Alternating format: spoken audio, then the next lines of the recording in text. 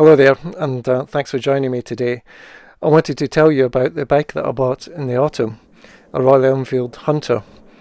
I found it on the internet, and the owner had only put 900 miles on it and wanted to sell because it was a bit too heavy for him. He was 80 years old.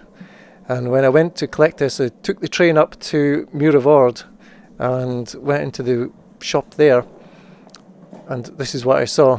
A lovely little bike, beautifully polished up and ready to go. And I think the minute I walked through the door, I fell in love with the thing. It just looks fantastic. It's the right size. It's just got really nice proportions. And swapping it out for my XADV, and when I got on it, it actually felt like a bicycle rather than a motorbike in comparison with the XADV. You can just see here how narrow the bike is. And the XADV, I loved that bike, had it for 5 years, but it really was like straddling a horse. Your legs were pushed so wide, it made the bike actually seem a lot higher than it is. So this is a huge change from the XADV. Not only is it less power, less capacity, it's not an automatic like the DCT in the XADV, and it is a completely different bike, but I think it's a lovely little thing. The previous owners changed out the stock tyres for dual purpose 80/20 tyres, and they look really nice on it. The gaiters really add to that rugged sort of look, and I really love the round headlight and the retro-ish look about it. I really took my time when I arrived at the shop to really drink in the bike, get to know it.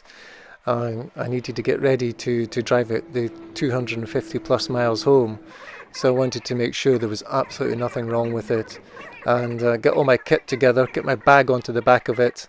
And my first impressions were great when I went through the door, and as I looked over the bike, it just grew on me more and more. And so I'll say it again, it's a really lovely little bike. Taking the train up and preparing to drive a strange bike back 250 miles over the Scottish hills was quite a big adventure for me, and it adds to the purchasing experience to go away and collect a bike.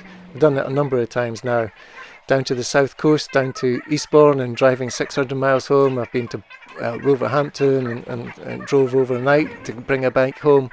I think it's all part of the adventure of going away and getting ready and coming back with a new bike. I also really liked being in this shop. It's sort of the smell of it, the oil and the petrol and all of the bike smells were really brought back memories. My dad had a car repair shop, a small one just like this, 2 bays, and he worked for 30 years fixing up cars, and I spent all my summers in the shop. So it brought back that sort of memory, so I had that sort of extra little bit about it. But getting on the bike, getting out the doors, it was I can just remember now the excitement of driving that few yards out of the shop, through the gates. And it was, even from the very first, I thought the clutch was lovely and light, the pickup really good, it sounded excellent, and it really surprised me how even after a few moments on the bike, I was feeling, yeah, this is right, I made the right decision. The XADV is totally different, but this is a new experience. It's been 30 years since I last rode a bike this small, and it just is a brand new feeling for me to be on something like this, and I really enjoyed it.